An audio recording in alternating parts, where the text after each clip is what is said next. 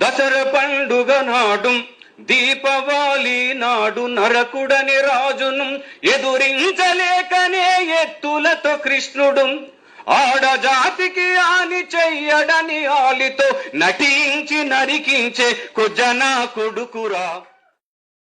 శ్రీకృష్ణ పరమాత్ముణ్ణి కొజ్జానా కొడుకు అని చెప్పి తిడుతున్న ఈ లంజా కొడుకుని నేను లంజా కొడుకు అనడంలో తప్పుందా?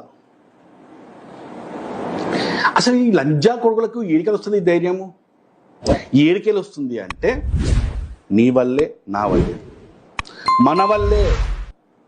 మొన్న నిర్మల్లో అద్దంకి దయాకర్ అనేవాడు రాముడి గురించి సీతమ్మ గురించి తప్పుగా మాడితే ఆడ ఎదురుగా కూర్చొని చప్పట్టు కొద్దిగా కొజ్జానా కొడుకులు ఉన్నాం కదా హిందువులము, ఇలాంటి లంజా కొడుకులు ఖచ్చితంగా అలా మాట్లాడతారు, ఇలాంటి మాటలు మాడతారు. తప్పు మనదే. వీని ప్రశ్నించాలంటే మనం వెనుక ముందు ఆలోచిస్తారు మన వాళ్ళు. ఎందుకంటే వీడు ఒక దళితుడు, లేకుంటే అంబేద్కరిస్ట్. దళితుడైతే ఏంది, అంబేద్కరిస్ట్ అయితే ఏంది, వాడు ఏది పడితే అది మాట్లాడవచ్చా? వాడికి రాజ్యాంగం చెల్లదా? ఈ రాజ్యాంగంలో వాడికి బాధ్యతలు లేవా? ఈయన ఈ లంజా కొడుకుకి కేవలం హక్కులే ఉన్నాయా? బాధ్యతలు లేవా?